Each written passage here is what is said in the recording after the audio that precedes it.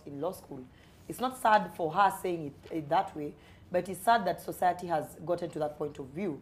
And very sad, even sadder that it is only a few who actually want to advance that narrative. Because right in your private spaces at home, you wouldn't want to tell your child that, you know what, do anything you want to do to become anything you want to become. In every morning when you're waking up your child to go to school, you're telling them, work hard, be smart, be a good girl, be a good boy, you know. Then at what point does it get to when we now start telling people that, you know what, do whatever you can possibly do to become whatever it is that you want to become in society today or tomorrow?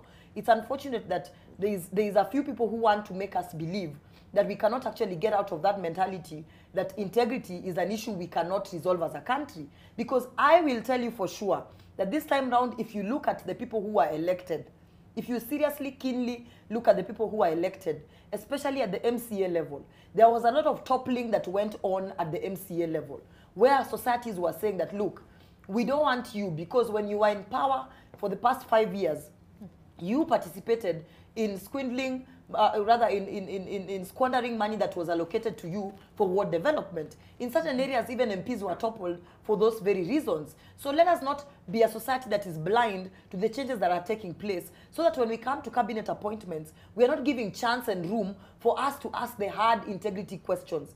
Personally, I would want to see those questions actually asked, because when some of those names were mentioned by the president, Kenyans were in awe and were saying, oh my God, how did this person actually make it to that particular list?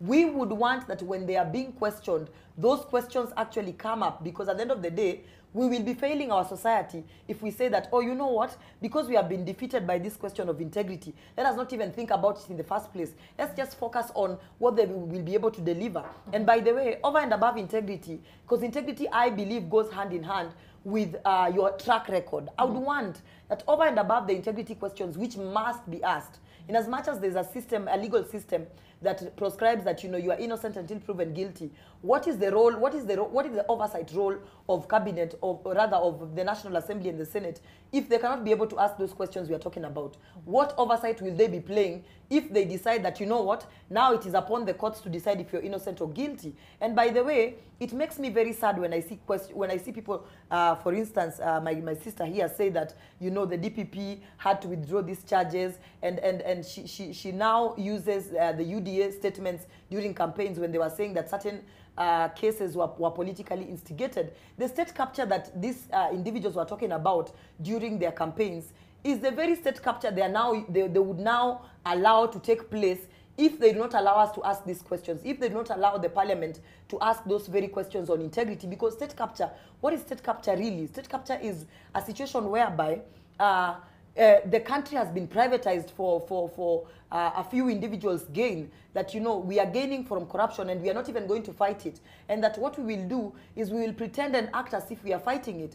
And for me, when I see the DPP withdrawing some of these cases against some of these nominees in the name of lack of evidence, I ask myself, when the cases were ongoing and when the charges were being placed upon these persons, was it that he was incompetent and he didn't know how to come up with the evidence necessary to prosecute these persons? Or is it that now that he's withdrawing them, that he has vested interests and he lacks what we call independence, and now he's being influenced politically? So these are questions that we must ask ourselves. But isn't it within his own